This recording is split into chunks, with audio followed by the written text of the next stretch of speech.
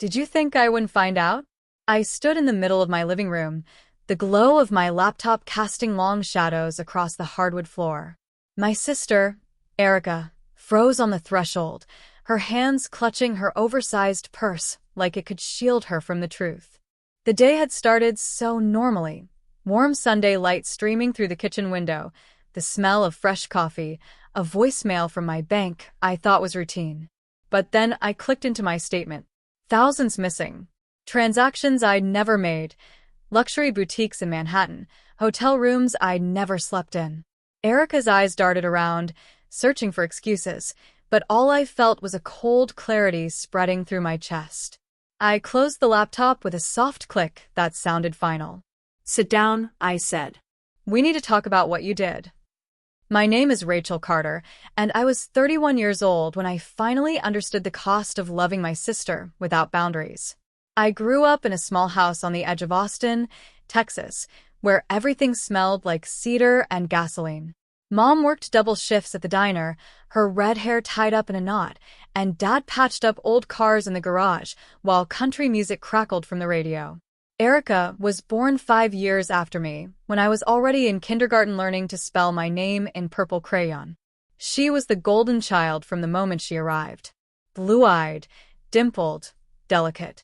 Mom would wrap her in pink blankets while I sat on the porch steps, my knees scraped and bleeding from riding my bike too fast. If she cried, everyone came running. If I cried, it was, "Rachel, be strong. You're the big sister." I didn't mind then. I believed it was my job to protect her. When Erica was 10, she came home in tears because another girl had teased her about her cheap shoes. That night, I crept into my mom's purse and took a $20 bill. I walked 3 miles to Walmart and bought Erica a pair of pink sneakers. She woke up the next morning to find them at the foot of her bed. She never asked where they came from. That was the first time I bent a rule for her. I wish it had been the last. Years later, when I was 19, I got a scholarship to study accounting at UT Austin. I thought it was my ticket to freedom. But the guilt I'd learned to wear like a second skin followed me across every county line. Erica started calling every week, then every day. "Rach, can you help me with my phone bill?" "Rach, I can't cover my car payment." "Rach, please don't tell Mom." I always said yes. Even when my own checking account was down to $50, even when I was eating ramen noodles for dinner, I still sent her whatever she asked for. Because somewhere inside me, that little girl with the scraped knees still believed it was my duty to keep her happy. By the time I graduated, I was already $7,000 in credit card debt. But I told myself it was worth it. After all, Erica was family. When I moved to New York City to take a junior analyst job at a mid-sized investment firm, I thought things might change. I rented a tiny studio apartment in Queens with creaky pipes and a view of a brick wall. My first real paycheck felt like freedom. For the first time, I wasn't just surviving. But then Erica came to visit. I remember that weekend vividly. September, the air still heavy with late summer heat. She arrived with 2 overstuffed suitcases and an attitude like she'd just flown in from Paris. She'd bleached her hair platinum and wore a designer knockoff purse she insisted was real. "God, Rach," she sighed, flopping onto my couch. "This place is quaint." I swallowed the hurt and made her coffee. Over the years, her visits grew more frequent and expensive. She never stayed in a hotel. She never paid for groceries. She never offered to help with utilities. She always had a crisis. I'm between jobs. I had to get the car fixed. It's just temporary, I swear. And every time I caved. But there were also moments when she felt like my little sister again, the girl I used to push on the backyard swing. One night, we sat up talking until dawn, her head resting on my shoulder as she cried about feeling like a failure. "You're so strong, Rach," she whispered. "I don't know what I'd do without you." And for a while, that was enough. Then came the summer before everything unraveled. I'd been promoted to senior analyst. My salary finally reflected my work. I started paying off my debt, rebuilding my credit. I even signed the lease on a nicer apartment, a 1-bedroom with big windows and a little balcony where I could drink my morning coffee. It felt like I was finally stepping into my own life. One evening, as the sun sank behind the skyline, I called my grandmother in Texas. She was the only person who ever seemed to understand me without judgment. "Gran, I'm exhausted," I confessed. "I feel like Erica is always taking." There was a long silence. I could picture her in her rocker, the Bible on her lap, her face lined with all the things she never said. "Rachel," she said at last, her voice soft but steady, "sometimes love without boundaries isn't love at all. It's permission." The words lodged in my chest like a shard of glass. Still, I didn't act. Not yet. I kept telling myself I was imagining it, that Erica didn't really mean to use me, that she would pay me back someday. Until the bank called. Until I pulled up my credit card statement and saw the charges. Until I scrolled through each line. Louis Vuitton, Ritz-Carlton, Saks Fifth Avenue. And in that moment, every memory, every loan, every excuse, every time I'd swallowed my own needs, rose up like a tide I could no longer hold back. I looked around my apartment, at the clean counters and the tiny balcony I'd fought for, and something inside me finally snapped free. This was my life, my work, my future. And she'd stolen it as easily as she'd once borrowed a 20 from Mom's purse. I didn't confront Erica that night. Instead, I stayed awake until dawn, the laptop open on my knees, reading every transaction over and over until the numbers blurred into a dull ache behind my eyes. I could have called her, screamed at her, demanded an explanation. But I'd done that before, countless times, only to be met with tears or silence or just enough regret to hook me back in. This time, I wanted something different. I wanted control. At 6:02 a.m., I made my first call to the fraud department at my bank. "Ma'am," the woman on the line said, her voice low and steady, "we'll need to verify that you did not authorize these transactions." "I didn't," I said. My voice didn't shake. "Understood. We'll start by freezing the account. No further charges will go through." I closed my eyes and exhaled, feeling something like relief. The second call was to my credit monitoring service. I'd signed up a year earlier when I started rebuilding my finances, never imagining I'd need it for my own sister. The representative pulled up my file and paused. "Rachel, are you aware there were 3 attempts yesterday to open new lines of credit in your name?" My stomach turned to ice. "No," I whispered. "No, I didn't authorize that." He cleared his throat. "I'll lock your credit immediately and flag the attempts." I hung up. The apartment was silent except for the hum of the refrigerator and the occasional creak of the old floorboards. I wasn't done. I logged into my savings account, separate from my checking, separate from everything I'd ever told Erica about. My private safety net. And in that moment, I decided it was time to stop telling her anything at all. By 8 a.m., I'd contacted every bank and credit union I'd ever used. By noon, my financial footprint was locked tighter than a steel vault. And still, I didn't call her. Because I wanted her to feel it. I wanted her to walk into a store, swipe my card, and watch the clerk's polite smile flatten into suspicion. I wanted her to stand there, in her designer coat and borrowed life, and realize that the ground had vanished beneath her feet. That evening, I changed the locks on my apartment. At 7:13 p.m., Erica called. When I saw her name flash on my phone, my heart thumped once, hard, but not with fear. I let it ring. On the 4th try, I picked up, "Rachel." Her voice was high, brittle. "Something's wrong with your credit card. It's not working." I didn't answer right away. I walked to the window, looking out over the street where the summer air had begun to cool into fall.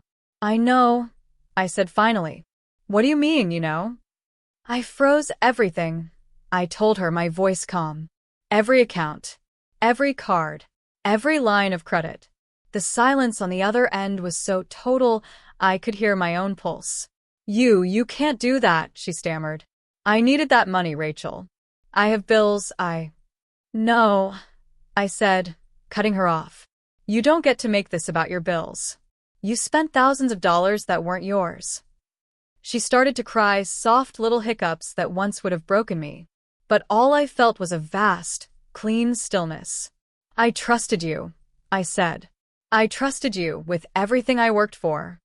Ratch, please, she whispered. You don't understand.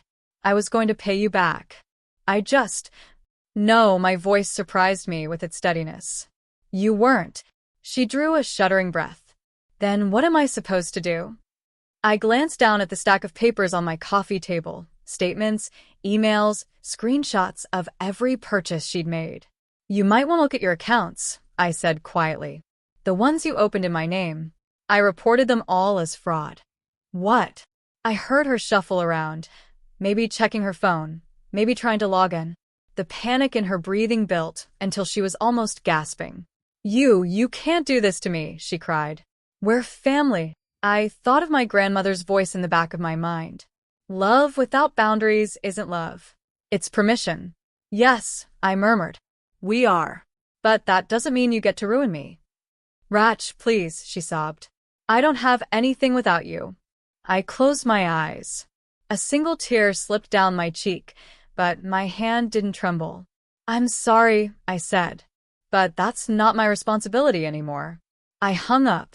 The phone rang again and again and again. I let it. At 9 p.m., I turned it off and placed it face down on the table. Outside, the city lights glowed like 1,000 tiny suns. I felt empty, but it was an emptiness that left room for something new.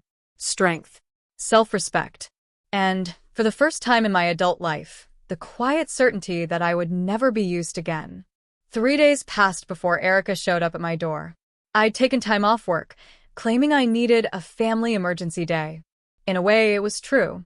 But I spent those hours not in crisis, but in preparation, organizing my records, drafting a statement for the credit bureaus, contacting a lawyer to understand my options if she tried to retaliate. By the time she finally came, I was ready. It was late afternoon. The sun slanted low across the brick buildings, and the shadows on the sidewalk were long and sharp. I was in the kitchen, putting away dishes, when the buzzer rang. Rachel, open up. Her voice was shrill, already threaded with hysteria. I pressed the intercom. What do you want, Erica? You can't just ignore me, she yelled. I've been calling you for days. I watched her through the security camera. She was wearing a beige trench coat over a too-tight dress, her mascara smudged like she'd been crying for hours. I could have left her there. I thought about it, really thought about it. But some part of me needed to look her in the eye and see the truth for myself. I buzzed her in. When she stepped into my apartment, she didn't even pretend to smile. She dropped her purse onto my coffee table, scattering the neat stacks of documents I'd prepared. This is insane, she said, her voice trembling. You froze everything. My checking account, my credit cards. I couldn't even buy groceries. That's not my responsibility anymore, I told her evenly. You're my sister, she hissed. You're supposed to help me. I folded my arms. And you're supposed to respect me. But you didn't, did you? Her lip quivered. She looked around the apartment, at the new curtains I'd hung, the framed print I'd saved up for, the little potted plant I'd managed not to kill. All this, she spat, waving a hand. You think this makes you better than me? No, I said quietly. It makes me free.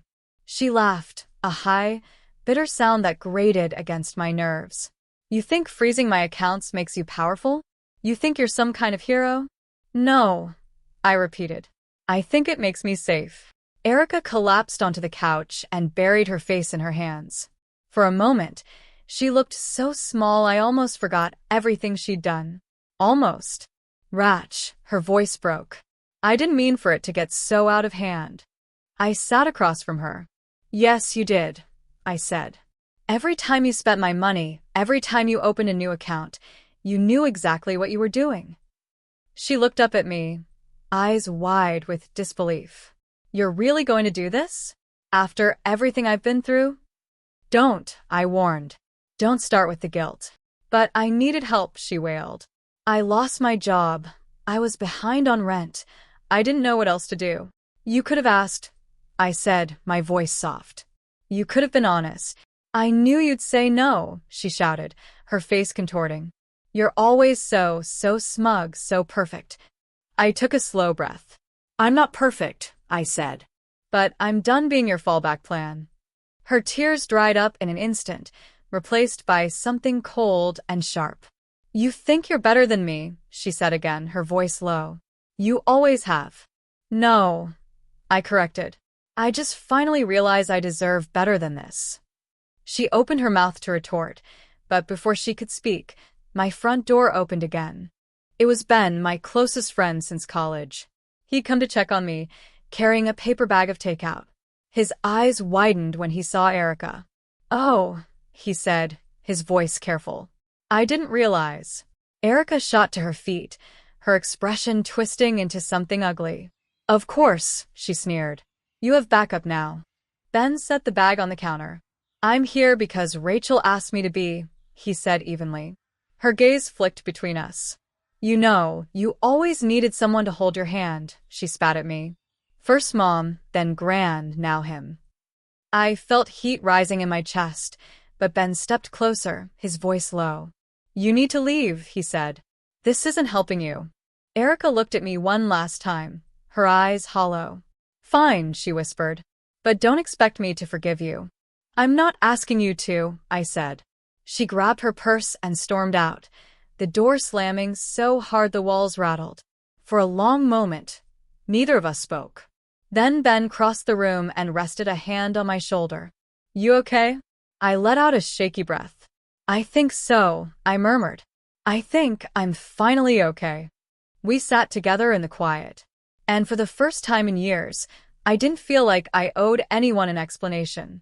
The week after Erica left felt like learning to breathe again.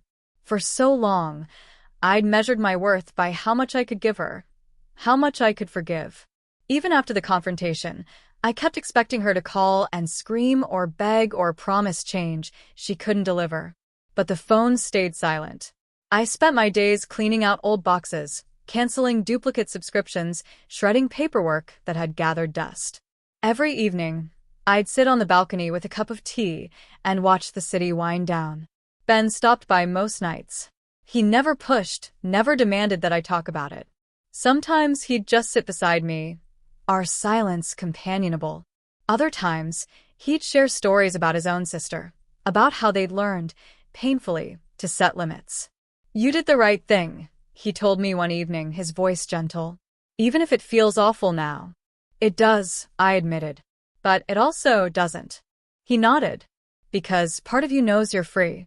I let the words sink in. A week after Erica stormed out, I got a text from her best friend, Lila. Hey Rachel. Can we talk? Lila and I had known each other since we were teenagers. She'd been Erica's partner in petty rebellions, skipping school, sneaking out, lying to Mom and Dad, but she'd also been the only person who ever tried to call Erica out. When she arrived at my door, she looked nervous, clutching a reusable grocery bag to her chest. I'm not here to defend her, she blurted as soon as I let her in. I needed you to know I get it. I gestured for her to sit. She took a deep breath. Erica called me the night after you froze everything. She was hysterical. She said you'd ruined her life. I swallowed. I'm sure she did. Lila shook her head. I didn't believe her. I told her she'd done this to herself. Something in my chest loosened. She said, I was choosing you over her, Lila continued. And maybe I am. Because you're the only one who's ever been honest. For a moment, neither of us spoke. Then she reached into her bag and pulled out a small envelope. She asked me to give this to you. I stared at it, heart thudding. Did you read it? I asked. No. That's between you two. She stood and touched my shoulder.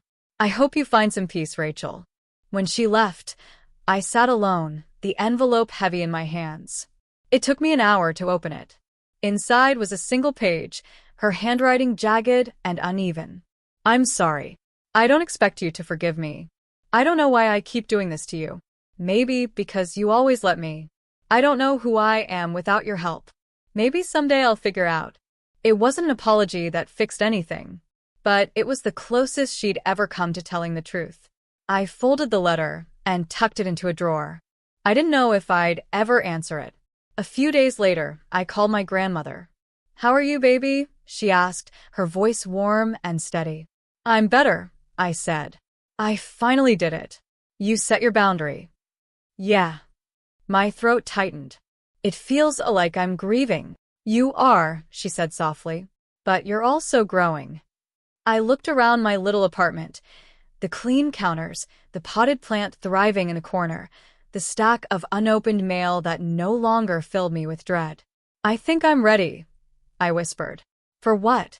To start over. The next morning, I made a list. 1. Close the old credit accounts. 2. Move my savings to a separate bank. 3. Start therapy. 4. Take a vacation. By afternoon, I'd completed the first 2. I scheduled an appointment with a therapist specializing in family trauma.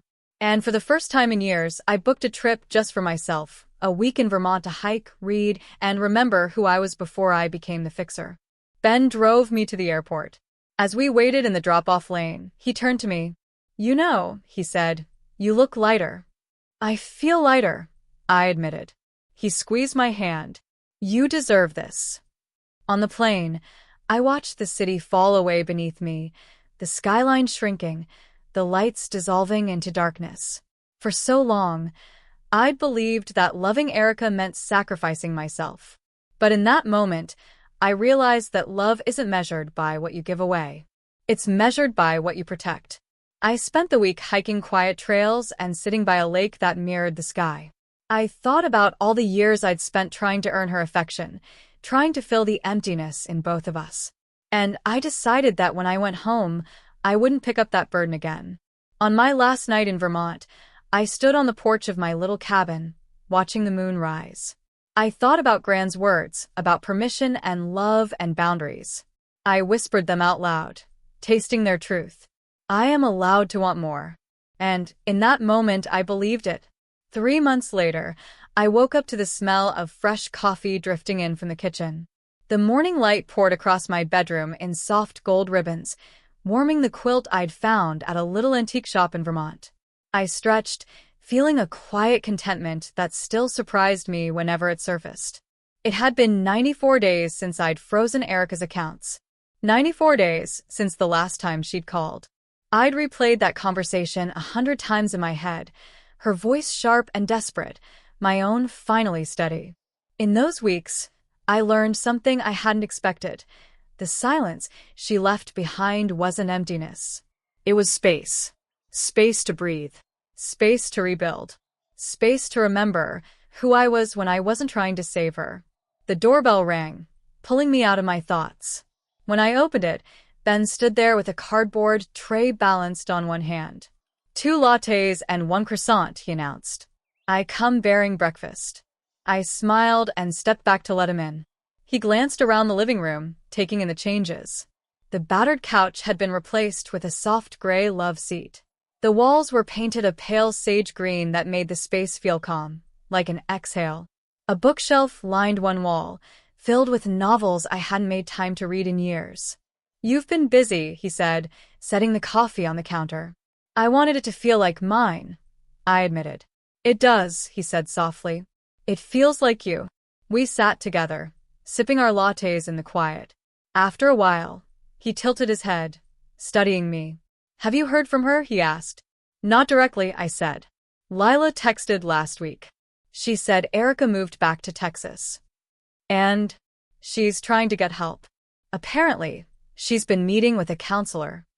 He raised his eyebrows. Wow. I nodded. I don't know if it'll change anything, I said. But I hope it does. Ben reached over and squeezed my hand. You don't sound angry. I'm not, I said. And to my surprise, it was true. There were still moments when the old guilt flared, when I wondered if I'd been too harsh, too final. But then I'd remember the years I'd spent sacrificing every part of myself for someone who never thought it was enough. I'd remember Gran's words. Love without boundaries isn't love. It's permission. I was done granting that permission. That afternoon, I walked down the block to the small office space I'd rented above the florist shop. The paint was still drying on the sign stenciled across the glass. Carter Financial Consulting. It had taken months of planning, of late nights with spreadsheets and calls to the Small Business Administration. But when I'd finally signed the lease, I felt something I hadn't felt in years: pride. I unlocked the door and stepped inside.